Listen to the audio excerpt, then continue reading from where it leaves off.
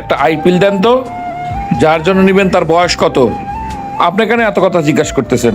আপনাকে চাচ্ছি, আপনি দেন। দিতেছি, কিন্তু ভাইয়া এটা কিন্তু অনেক বড় সাইড এফেক্ট আছে। আরে তুই দে তো।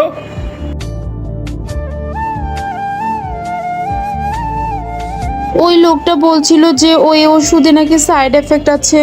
আরে ওই লোকটা মিথ্যা কথা বলছে। আমি তোমাকে বলতেছি, আমার কথা বিশ্বাস হয় না? তুমি খেয়ে নাও তো, কিচ্ছু হবে না। এটা কি ধরনের ব্যবহার করছো তুমি? আমি যা বলছি তাই শোনো, খাও। না না, আমি এটা খাবো না, আমার ভয় করছে।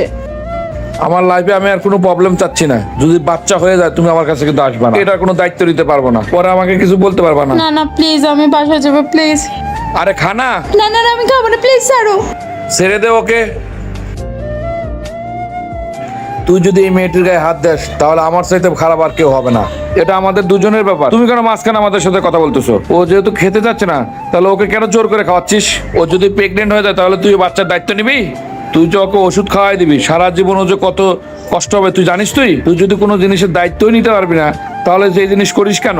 আগে ভালোবাসতে শেখ। আর এই যে বোন, তুমি এমন এক লোককে ভালোবেসেছো যে তোমার ক্ষতি চায়। সেই জন্য বলি, মা বাবার মনের কষ্ট দিয়ে এই ধরনের কাজ করতে হয় না। তুমি তোমার মাকে ফোন দাও, তোমার মায়ের সাথে আমি কথা বললে সব ঠিক করে দেবো। ভিডিওটি ভালো লাগলে লাইক এবং সাবস্ক্রাইব করে যাবেন।